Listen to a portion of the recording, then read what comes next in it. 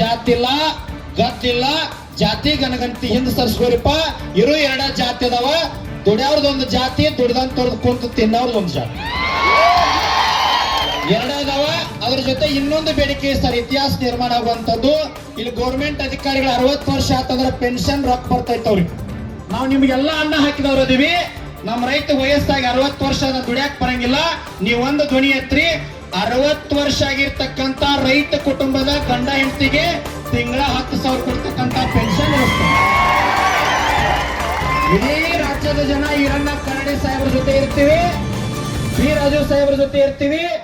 ರಾಜ್ಯ ಅಧ್ಯಕ್ಷರು ಆತ್ಮೀಯರಾಗಿರ್ತಕ್ಕಂಥ ವಿಜೇಂದ್ರ ಸಾಹೇಬ್ರ ಜೊತೆ ನಾವೆಲ್ಲರೂ ಇರ್ತೀವಿ ಅಂತ ಅಭಿಮಾನ ಧನ್ಯವಾದ ಹೇಳ್ತೀನಿ.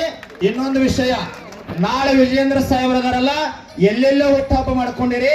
ಜಗತ್ತಿಗೆ ಅನ್ನ ಹಾಕಿದಂತ ಅನ್ನದಾತನ ವೇದಿಕೆ ಮ್ಯಾಗ ನಮ್ಮ ಅಧ್ಯಕ್ಷರ ನೇತೃತ್ವದೊಳಗೆ ಕೇಕ್ ತಂದು, ಕಬ್ಬ ತಂದು, ಬೆಲ್ಲ ತಂದು ನಮ್ಮ ಉತ್ತರ ಕನ್ನಡ ವಿಶೇಷ ತಂದು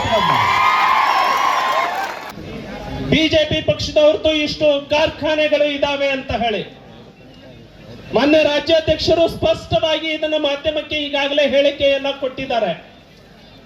ನಾನು ಈ ಹೋರಾಟಕ್ಕೆ ಬಂದಿದ್ದು ರೈತರ ಪರವಾಗಿ, ರೈತರಿಗೆ ಧ್ವನಿ ಸೇರಿಸಬೇಕು ಅಂತ ಬಂದಿದ್ದೇನೆ ಹೊರತಾಗಿ ಅದು ಯಾವುದೇ ಪಕ್ಷದ ಶಾಸಕರು ಅಥವಾ ಪಕ್ಷದ ನಾಯಕರು ಶುಗರ್ ಫ್ಯಾಕ್ಟರಿಯನ್ನ ಇಟ್ಕೊಳ್ಳಿ ಅವರ ಪರವಾಗಿ ವಾರಸುದಾರಿಕೆ ಮಾಡ್ಲಿಕ್ಕೆ ನಾನು ಇಲ್ಲಿ ಬಂದಿಲ್ಲ ಅಂತ ಹೇಳಿ ಈಗ ನಾನು ಜಾಸ್ತಿ ಮಾತನಾಡೋದಿಲ್ಲ. ನಾವು ಬರುವಾಗ ಸಾಕಷ್ಟು ಸಂಗತಿಗಳನ್ನ ನಮ್ಮ ರಾಜ್ಯದ ಅಧ್ಯಕ್ಷರ ಜೊತೆ ಮಾತನಾಡ್ತಾ ಬಂದಿದ್ದೀವಿ. ತಮ್ಮ ನೋವು ಏನಿದೆ, ತಮ್ಮ ಕೂಗು ಏನಿದೆ, ಅದನ್ನ ಪ್ರಾಮಾಣಿಕವಾಗಿ ಎಲ್ಲಿಗೆ ಮುಡಿಸ್ಬೇಕೋ ಅಲ್ಲಿಗೆ ಮುಡಿಸ್ತಕ್ಕಂಥದ್ದಕ್ಕೆ ನಾವು ನಿಮ್ ಜೊತೆ ಇರ್ತೀವಿ ಅನ್ನೋಂಥದ್ದು ಮೊದಲನೇದಾಗಿ ನಾನು ಭರವಸೆಯನ್ನು ಕೊಡ್ತೀನಿ. ಅದ್ರ ಜೊತೆಗೆ ನಾನು ಒಬ್ಬ ರಾಜ್ಯಸಭಾ ಸದಸ್ಯ ಆಗಿ ಇಲ್ಲಿ ಬಂದಿಲ್ಲ. ನಮ್ಮೆಲ್ಲ ಸ್ನೇಹಿತರು, ನಮ್ಮೆಲ್ಲ ರೈತ ಬಂಧುಗಳು ಹೋರಾಟ ಮಾಡ್ತಕ್ಕಂಥ ಸಂದರ್ಭದಲ್ಲಿ ನಾನು ರಾಜ್ಯಸಭಾ ಸದಸ್ಯ ಆಗೋಕ್ಕಿಂತ ಮೊದಲು ಕೂಡ ನಿಮ್ಮೆಲ್ಲರ ಜೊತೆ ಹೋರಾಟದ ನಾನು ಕುಂತಾವದೇನೆ. ನಮ್ ಸುವಾಸನ ಅವ್ರಿಗೆ ಗೊತ್ತದ, ನಾವು ಹೋರಾಟ ಇಲ್ದಾಗೂ ಕೂಡ ಬಹಳಷ್ಟು ಸಲ ಏನು ಆಗ್ಬೇಕಂತ ಹೇಳಿ ನಾವು ಚರ್ಚೆ ಮಾಡ್ತಾ ಇರ್ತೀವಿ. ಕೇವಲ ಹೋರಾಟದಾಗ ಅಷ್ಟೇ ನಾವು ಸೇರಿಲ್ಲ. ಉಳಿದಂತ ಸಂದರ್ಭದಲ್ಲಿ ಕೂಡ ಎಲ್ಲಿ ತಪ್ಪದ, ಇದನ್ನ ಹೆಂಗ್ ಸರಿ ಮಾಡ್ಕೊಂಡು ಹೋಗೋದು, ಇದಕ್ಕೆ ಯಾವ ರೀತಿ ಚಳವಳಿ. ರೈತರ ಗೋರಿಯ ಮೇಲೆ ರಾಜಕಾರಣ ಮಾಡುತ್ತಿರುವ ಕಾರ್ಖಾನೆ ಮಾಲೀಕರಿಗೆ, ರೈತ ಹೋರಾಟಕ್ಕೆ, ರೈತ ಚಳವಳಿಗೆ ಜೈ ಜವಾನ್ ಜೈ ಕಿಸಾನ್. ಗೌರವಾನ್ವಿತ ಶಾಸಕರು ಆಗಿದ್ದಂಥ ಹಿರಿಯರಾಗಿರುವಂತಹ ನಮ್ಮಿಂದ ದೂರ ಆಗಿದ್ದಾರೆ. ಬಹಳ ಹಿರಿಯ ರಾಜಕಾರಣಿ, ಆ ಕ್ಷೇತ್ರಕ್ಕೆ, ಆ ಜಿಲ್ಲೆಗೆ ಅವರದೇ ಆದಂಥ ಕೊಡುಗೆಯನ್ನು ಕೂಡ ಅವರು ನೀಡಿದ್ದಾರೆ. ಅಂತ ಹಿರಿಯರು ನಮ್ಮ ಜೊತೆಯಿಂದ ಇರ್ತಕ್ಕಂಥದ್ದು ನಿಜವಾಗ್ಲೂ ಕೂಡ ನೋವು ತರುವಂಥ ಸಂಗತಿ. ಕೂಡ ಅವ್ರಿಗಿದ್ದಾರೆ. ಅವರ ಆತ್ಮಕ್ಕೆ ಅಪಾರ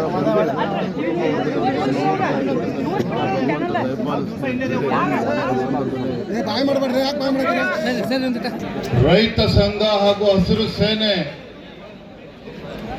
ನೇತೃತ್ವದಲ್ಲಿ ಗುರ್ಲಾಪುರ ಕ್ರಾಸ್ನಲ್ಲಿ ನಡೀತಾ ಇರ್ತಕ್ಕಂಥ ಕಬ್ಬು ಬೆಳೆಗಾರರ ಒಂದು ಬೃಹತ್ ಪ್ರತಿಭಟನಾ ಈ ಕಾರ್ಯಕ್ರಮ, ಈ ಹೋರಾಟದ ನೇತೃತ್ವವನ್ನು ವಹಿಸಿರ್ತಕ್ಕಂಥ ರಾಜ್ಯ ರೈತ ಸಂಘದ ಗೌರವಾಧ್ಯಕ್ಷರಾಗಿರುವಂತಹ ಶಶಿಕಾಂತ್ ಗುರೂಜಿ ಅವರೇ, ರಾಜ್ಯ ರೈತ ಸಂಘದ ಅಧ್ಯಕ್ಷರಾಗಿರುವಂತಹ ಚುನ್ನಪ್ಪ ಪೂಜಾರಿ ಅವರೇ, ಪರಮ ಪೂಜ್ಯ ಸ್ವಾಮೀಜಿಗಳೇ, ಸುಭಾಷಣ್ಣ ಅವರೇ, ಗೌರವಾನ್ವಿತ ರಾಜ್ಯಸಭಾ ಸಂಸದರು ಆತ್ಮೀಯರಾಗಿರ್ತಕ್ಕಂಥ ಈರಣ್ಣ ಗಡಾಡಿ ಅವರೇ, ಹಿರಿಯ ಶಾಸಕರು ಆತ್ಮೀಯರಾಗಿರುವಂತಹ ದುರ್ಯೋಧನ ಐಹೊಳೆ ಅವರೇ, ಪರವಾಗಿರ್ತಕ್ಕಂಥ ಯಾವುದೇ ಒಬ್ಬ ಜನನಾಯಕ ತೆಗೆದುಕೊಳ್ತಕ್ಕಂಥ ತೀರ್ಮಾನ, ಇಂಥ ತೀರ್ಮಾನಗಳು ಸನ್ಮಾನ್ಯ BS ಯಡಿಯೂರಪ್ಪ ಅವರು ಮುಖ್ಯಮಂತ್ರಿಗಳಿದ್ದಾಗ ಮಾಡಿದ್ರು.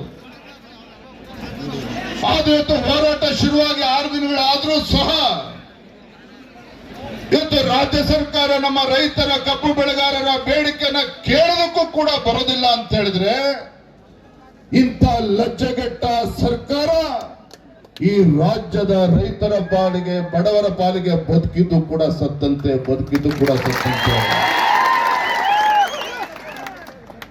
ನಾನಿವತ್ತು ಬೆಳಗ್ಗೆ ನಿನ್ನೆ ಮಧ್ಯಾಹ್ನ ತೀರ್ಮಾನ ಮಾಡಿ ನಂದು ಇವತ್ತು ಏನೇ ಕಾರ್ಯಕ್ರಮಗಳು ಇದ್ರೂ ಸಹ ತತ್ಕ್ಷಣ ತೀರ್ಮಾನ ಮಾಡಿ ಬೆಳಗ್ಗೆ ನಾನು ಹೊರಟು ಬಂದಿದ್ದೇನೆ. ಬಂದವತ್ತು ಕಬ್ಬು ಬೆಳೆಗಾರರು ಹೋರಾಟ ಇದು ಮೊದಲ ಬಾರಿಗೆ ಏನ್ ಮಾಡ್ತಾ ಇರ್ತಕ್ಕಂಥದ್ದಲ್ಲ.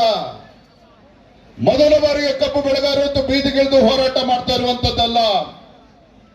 ಇದೇ ಸಿದ್ದರಾಮಯ್ಯನವರು ಹಿಂದೆ ರಾಜ್ಯದ ಮುಖ್ಯಮಂತ್ರಿಗಳಿದ್ದಾಗ ಬೆಳಗಾವಿನಲ್ಲಿ ಅಧಿವೇಶನ ನಡೀತಾ ಇದ್ದಾಗ ಕಬ್ಬು ಬೆಳೆಗಾರರು ಇವತ್ತು ವೈಜ್ಞಾನಿಕ ಬೆಲೆ ಸಿಗಬೇಕು ಅಂತೇಳಿ ಹೋರಾಟವನ್ನ ಮಾಡ್ತಾ ಇದ್ರು.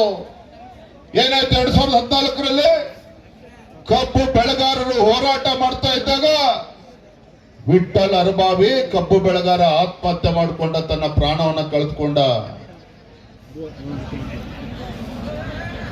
ಯಡಿಯೂರಪ್ಪನ ಕೈ ಕಟ್ಕೊಂಡು ಕೂರ್ಲಿಲ್ಲ. ಸದನದ ಒಳಗಡೆ ಸದನದ ಹೊರಗಡೆ ಗುಡುಗಿದ ರಾಜ್ಯದ ಅಧ್ಯಕ್ಷರು 3-4 ತಾಸು ಇಲ್ಲಿ ಇರಬೇಕು, ಇಲ್ಲಿದ್ದು ರೈತರ ಹೋರಾಟಕ್ಕೆ ಬೆಂಬಲವನ್ನು ಕೊಡಬೇಕು, ಪರಿಹಾರವನ್ನು ಕೂಡ ಕೊಡಬೇಕು ಅನ್ನೋ ಮಾತನ್ನು ಹೇಳಿದ್ದಾರೆ. ನಾನೊಂದು ಮಾತನ್ನ ಈ ಸಂದರ್ಭದಲ್ಲಿ ಹೇಳ್ತಾ ಇದ್ದೇನೆ. ರಾಜ್ಯದ ಮುಖ್ಯಮಂತ್ರಿಗಳಿಗೆ ನಮ್ಮ ಮಾಧ್ಯಮದ ಸ್ನೇಹಿತರ ಮೂಲಕ ಗೌರವಾನ್ವಿತ ರಾಜ್ಯದ ಮುಖ್ಯಮಂತ್ರಿಗಳಿಗೆ ಸಂದರ್ಭ ಹೇಳಲಿಕ್ಕೆ ಇಷ್ಟಪಡ್ತೇನೆ. ಕಬ್ಬು ಬೆಳೆಗಾರರ ಹೋರಾಟವನ್ನ ಬಹಳ ಗಮನ ಇಟ್ಟು ತಾವು ಗಮನಿಸಬೇಕಾಗಿದೆ. ISP news, ಮುರಳಗಿ.